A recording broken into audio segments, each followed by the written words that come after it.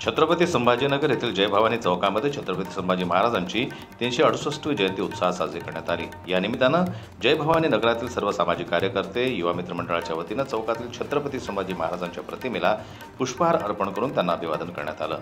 याचवेळी पाकिस्तान सीमेजवळ युद्धामध्ये शहीद झालेल्या वीर जवानांना देखील मानवंदना देण्यात आली। कोणताही गाजावाजा न करता शांततेत आणि शिस्तबद्ध पद्धतीने हा कार्यक्रम पार पडला। सकाळपासूनच नागरिकांनी चौकामध्ये येऊन छत्रपती संभाजी महाराजांच्या प्रतिमेला पुष्पहार अर्पण करून त्यांच्याप्रती आदर व्यक्त केला। छत्रपती संभाजी महाराज जयंतीच्या मी सर्वांना शुभेच्छा देतो।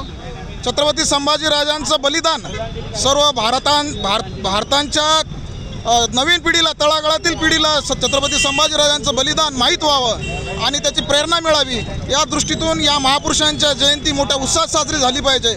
आताच नुकतेच आपल्या भारताने पाकिस्तानवर विजय मिळवलेला आहे।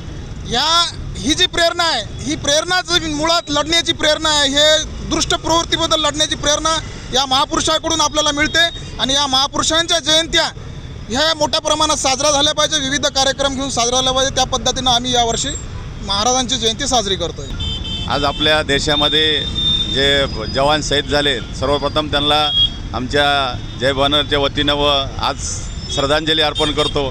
म्हणूनच आम्ही आज या ठिकाणी फक्त पूजन केलेलं आहे आणि TV सेंटरला तिथं प्रोग्राम होणार आहे। मी एवढेच जनतेला विनंती करेन की खरोखर आपले हे राजे होऊन गेले, म्हणूनच आज आपण या ठिकाणी जगतोय।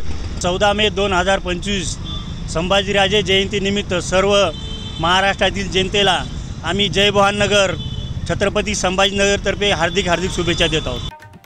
युवा पिढीला संभाजी महाराजांचं शौर्य, त्याग आणि स्वराज्य रक्षणासाठी केलेल्या कार्याची ओळख व्हावी, यासाठी विशेष प्रेरणादायी संदेश देण्यात आले।